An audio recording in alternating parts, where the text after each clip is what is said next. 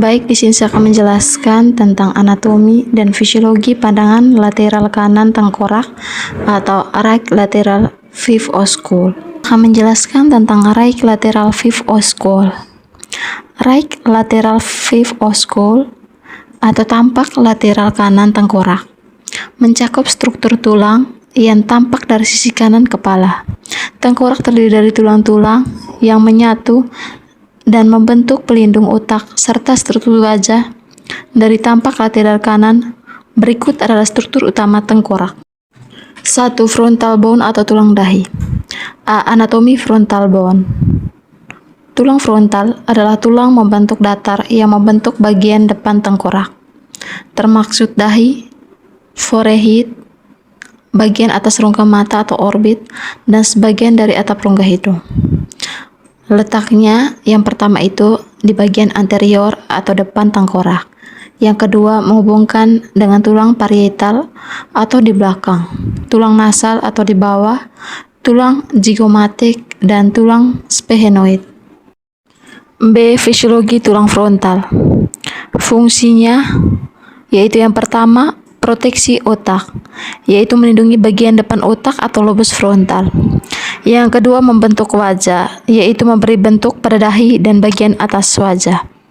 Yang ketiga membentuk orbit mata, yaitu menjadi bagian dari atap rongga mata. Yang keempat tempat melekat otot, yaitu menjadi tempat melekat otot-otot wajah. Yang kelima sinus frontal, yaitu membantu mengurangi berat tengkorak, menghasilkan lendir, dan berperan dalam resonansi suara. 2. Parietal bone. Anatomi parietal bone. Tulang parietal adalah sepasang tulang datar yang membentuk sebagian besar atap dan sisi tengkorak manusia. Terdapat dua buah tulang parietal, yaitu tulang parietal kiri dan tulang parietal kanan. Kedua bertemu di garis tengah kepala melalui sutura sagittalis. Letak dan hubungan yang pertama itu anterior depan, yaitu berartikulasi dengan tulang frontal melalui sutura koronal. Yang kedua posterior belakang, yaitu berhubungan dengan tulang oksipital melalui sutura labdoidea. Yang ketiga inferior bawah, yaitu berhubungan dengan tulang temporal melalui sutura squamosa. Yang keempat medial tengah, berhubungan satu sama lain melalui sutura sagittalis. B. Fisiologi tulang parietal. Fungsinya itu yang pertama perlindungan otak, yaitu melindungi lobus parietalis otak, bagian otak besar yang mengatur persepsi sensorik seperti sentuhan, suhu, dan nyeri. Yang kedua struktur dan stabilitas tengkorak, yaitu memberikan bentuk pada tengkorak bagian atas dan samping. Yang ketiga tempat melekatnya otot dan jaringan lain. Beberapa otot kulit, kepala, dan jaringan ikat melekat di permukaannya. Yang keempat tempat lewatnya pembuluh darah dan saraf, yaitu terutama pada bagian dalam alur yang menunjukkan jalur arteri, meningeal, dan vena. Yang ketiga temporal bone. Anatomi temporal bone. Tulang temporal adalah salah satu dari 8 tulang yang membentuk neurocranium atau bagian otak tengkorak. Terdapat 2 tulang temporal, satu di tempat sisi kepala, di sekitar telinga. Tulang ini memiliki kompleks karena berfungsi melindungi organ pendengaran dan keseimbangan, serta menjadi tempat melekatnya otot. Kemudian letak tulang temporal bone. Tulang temporal terletak di bagian lateral atau samping di bawah tengkorak, tepatnya di sekitar dan di bawah telinga. Ada 2 buah tulang temporal, yaitu satu sisi kiri kepala. B. Fisiologi temporal bone. Fungsi yang pertama itu pendengaran, yaitu menampung koklea dan struktur telinga. Yang kedua keseimbangannya, yaitu menampung sistem vestibular. Yang ketiga perlindungan, yaitu melindungi saraf dan pembuluh vital. Yang keempat perlekatan otot, yaitu mendukung gerak kepala dan wajah. Yang kelima resonansi suara, yaitu melalui sel mastoid. Yang keenam struktur krasium, yaitu membentuk bagian kepala dan sendi rahang. 4. Occipital bone. A. Anatomi occipital bone. Occipital bone adalah salah satu tulang utama di tengkorak yang terletak di bagian belakang dan bawah kepala, membentuk bagian posterior dan sebagian dasar dari kranium. Letak dan lokasinya terletak di bagian paling belakang dan dasar tengkorak. B. Fisiologi occipital bone. Fungsinya itu yang pertama, melindungi otak bagian belakang, atau khususnya otak kecil atau cerebellum dan batang otak. Yang kedua, memberikan tempat perlekatan untuk otot-otot leher. Yang ketiga, tempat lewatnya medula spinalis ke tulang belakang melalui fenomen magnum. Yang kelima, sphenoid atau greater wing. A. Anatomi sphenoid atau greater wing. Greater wing of the sphenoid atau dalam bahasa Indonesia disebut sayap besar dari tulang sphenoid adalah bagian lateral atau samping dari tulang sphenoid. Ia berbentuk seperti sayap dan berperan penting dalam membentuk dasar tengkorak, dinding orbit mata, dan dinding temporal kepala. Letak atau lokasinya yaitu tulang sphenoid, termaksud bagian greater wing atau sayap besar dari tubuh tulang sphenoid. Terletak di belakang orbita mata, di bawah tulang frontal dan anterior, di depan dari tulang temporal. B. Fisiologi sphenoid atau greater wing. Fungsi utama sayap besar tulang sphenoid adalah membentuk dasar dan dinding samping orbita atau rongga mata, bagian dasar fosa cranimedia atau rongga otak, dan dasar serta sisi samping tengkorak, serta menjadi titik pelekatan otot, pengunyahan, dan rumah bagi beberapa foramen atau lubang vital yang dilewati saraf dan pembuluh darah. Yang berikut pembentukan struktur tengkorak. Yang pertama itu dasar tengkorak. Sayap besar adalah komponen penting dari dasar tengkorak bersama-sama dengan tulang lain seperti frontal, parietal, temporal, dan occipital. Yang kedua, dinding orbita. Sayap ini membentuk bagian dari dinding posterior dan lateral orbita, tempat bola mata berada. Yang ketiga, fossa cranimedia.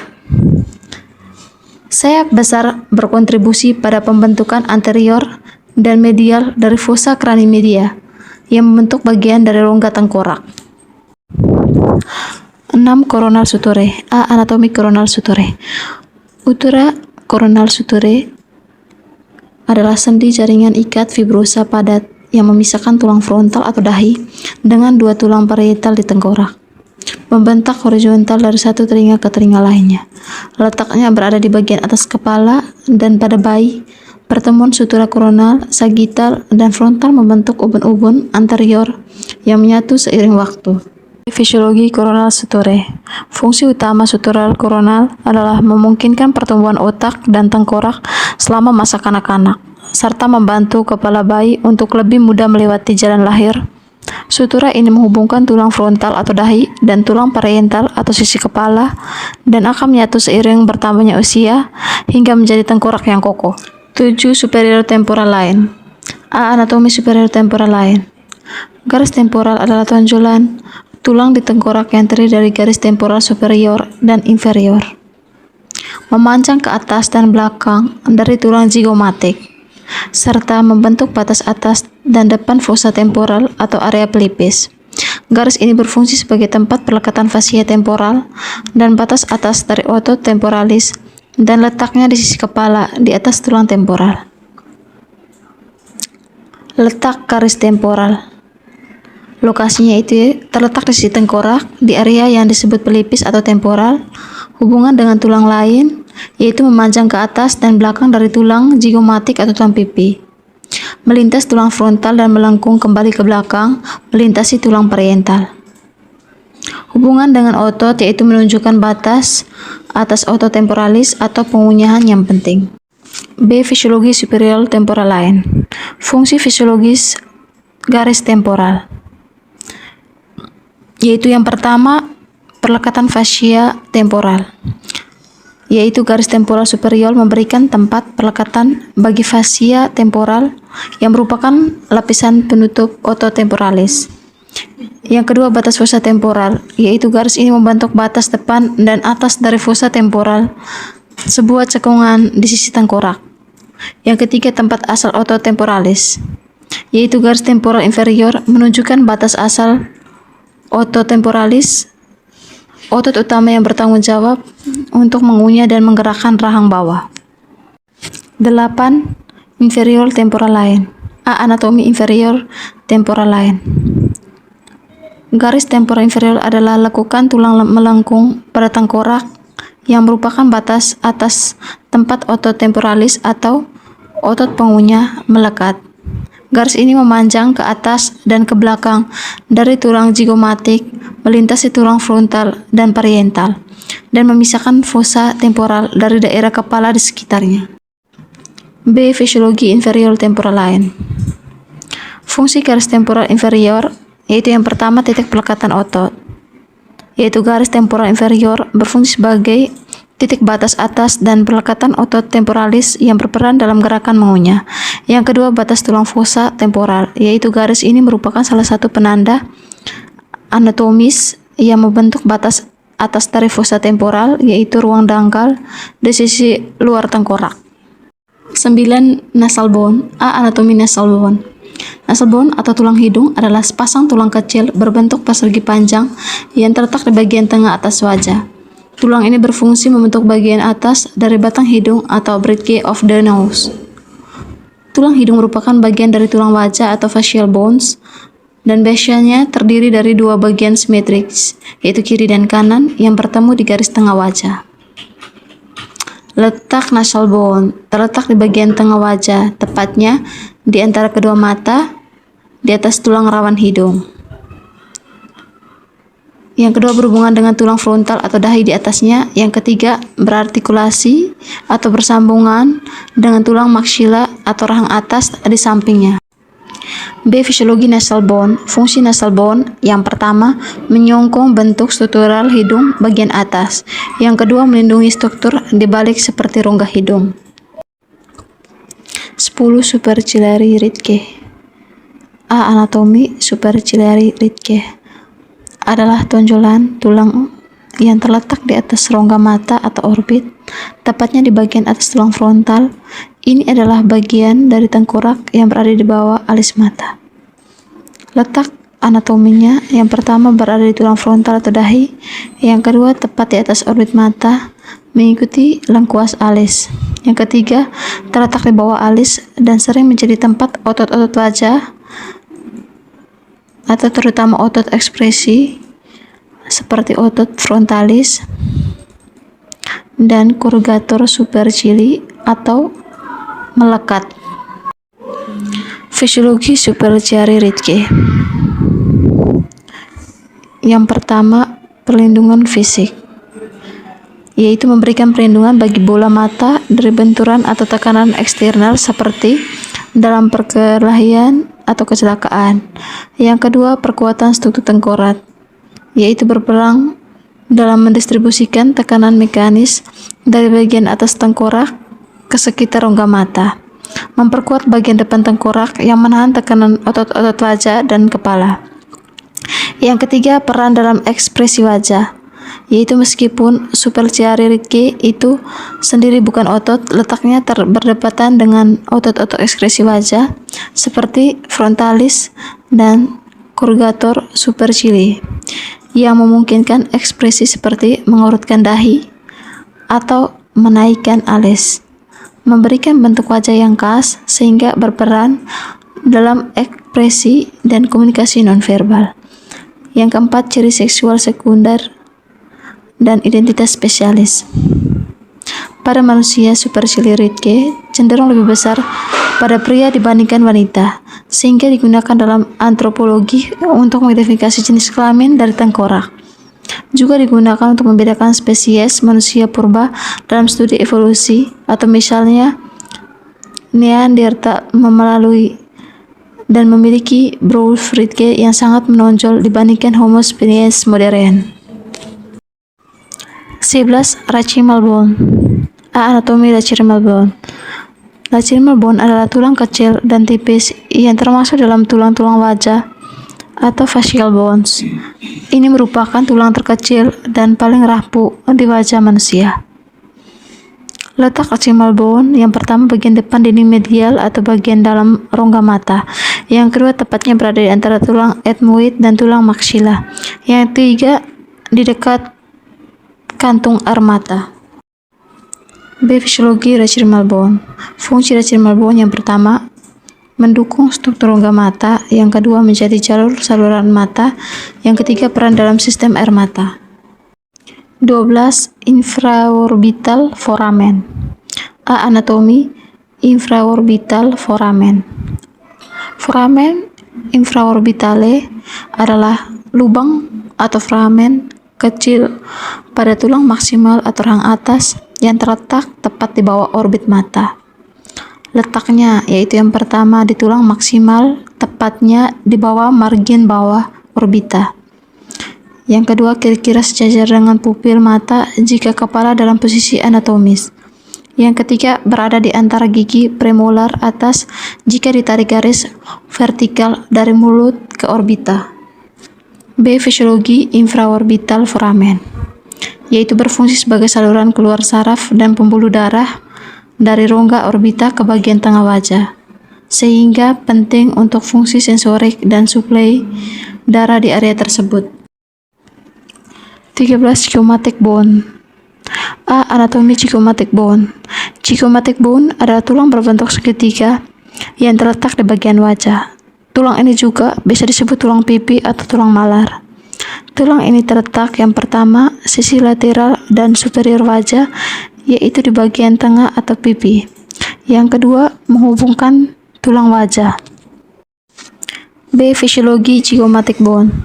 Fungsinya yang pertama memberi bentuk wajah, yang kedua melindungi organ penting, yang ketiga tempat pelekatan otot, yang keempat membantu fungsi penggunanya. 14. Maksila. A. Anatomi maksila.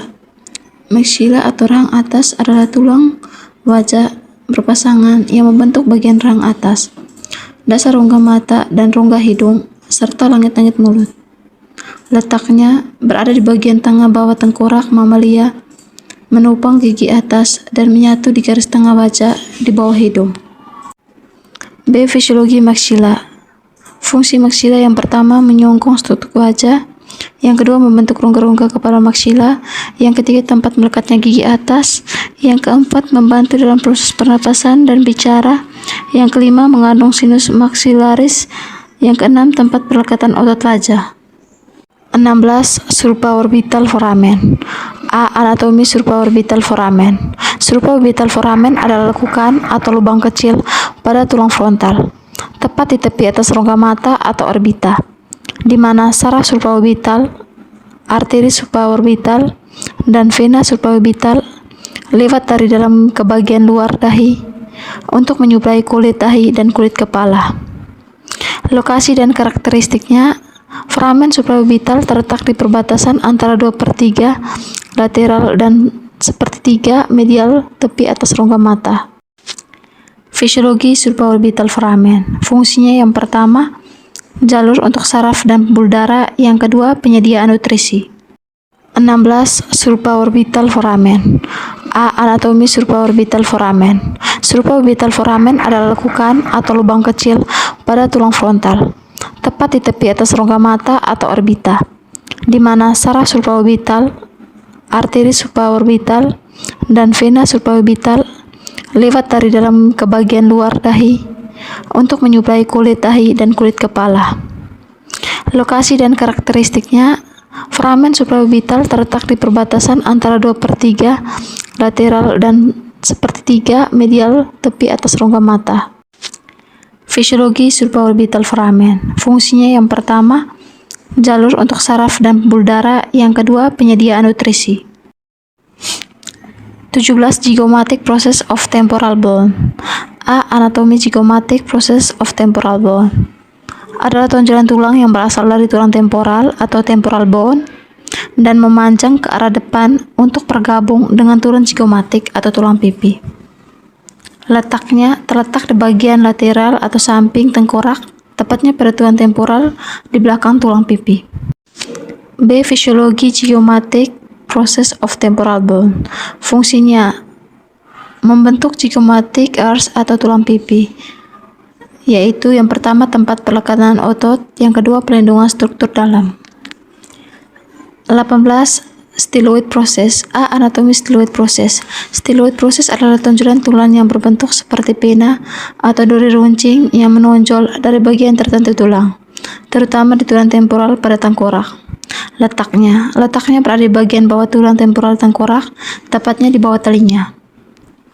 B. Fisiologi styloid proses. Fungsinya yaitu yang pertama, gerakan, yaitu membantu pergerakan struktur lain seperti lidah dan faring di area leher. Yang kedua, stabilitas, yaitu menstabilitas sendi seperti sendi pergelangan, tangan, dan sendi radiolus dislar. Aktivitas harian, yaitu mendukung gerakan-gerakan yang diperlukan untuk aktivitas sehari-hari seperti rotasi pergelangan tangan. 19. External auditory meatus.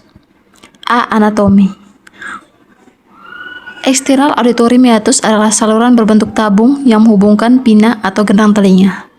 Letaknya yang pertama di telinga bagian luar, tepatnya antara daun telinga atau aurkulasi dan gendang telinga atau membran timpani. Yang kedua, berada di dalam tulang temporal pada tengkorak kepala. Yang ketiga, panjangnya sekitar 2,5 cm pada orang dewasa dan sedikit melengkung ke arah bawah dan depan. B. Fisiologi eksternal auditory meatus. Yang pertama, menghantarkan gelombang suara. Yang kedua, memperkuat dan memfokus suara atau resonasi. Yang ketiga, pelindungan telinga dalam. Yang keempat, menjaga suhu dan kelembapan. 20. Labdoidal suture. A. Anatomi. Labdoidal suture adalah salah satu dari beberapa sutura atau sambungan pada tengkorak manusia. Letaknya yang pertama itu bagian posterior atau belakang tengkorak. Yang kedua, menghubungkan tulang parietal kiri dan kanan dengan tulang occipital. Yang ketiga, terletak di antara ubun-ubun dan belakang kepala. B. Fisiologi labdoidal suture. Fungsinya yaitu yang pertama, memberikan fleksibilitas saat kelahiran atau pada bayi sutura belum menyatu sepenuhnya. Yang kedua, mengizinkan pertumbuhan otak dan tengkorak selama masa kanak-kanak. Yang ketiga, sebagai batas anatomi penting dalam ilmu forensik, radiologi, dan beta saraf. 21. Mandible atau mandibula. A. Anatomi mandibula. Mandibula atau rahang bawah adalah tulang besar dan terkuat di wajah. Tulang ini merupakan satu-satunya tulang wajah yang bisa digerakkan dan berperan penting dalam aktivitas mengunyah, berbicara, dan menelan. Letaknya, mandibula terletak di bagian bawah wajah, tepat di bawah maksila atau rahang atas. Mandibula berbentuk bagian bawah rongga mulut dan menyatu dengan tengkorak melalui sendi temporomandibular atau TMJ yang terletak di dekat telinga pada kedua sisi kepala. B. Fisiologi mandibula atau mandibula.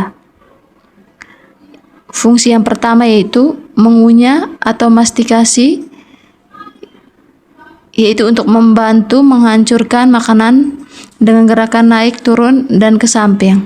Yang kedua, berbicara, yaitu mendukung artikulasi kata melalui pergerakan rahang bawah.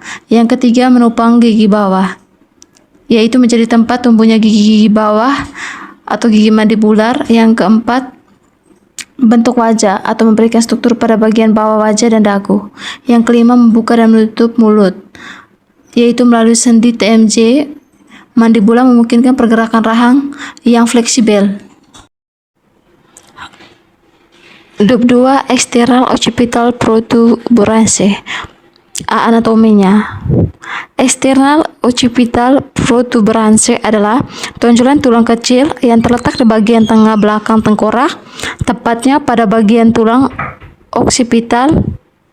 Letaknya itu external occipital protuberance adalah tonjolan tulang yang terletak di bagian belakang tengkorak, tepatnya pada tulang occipital.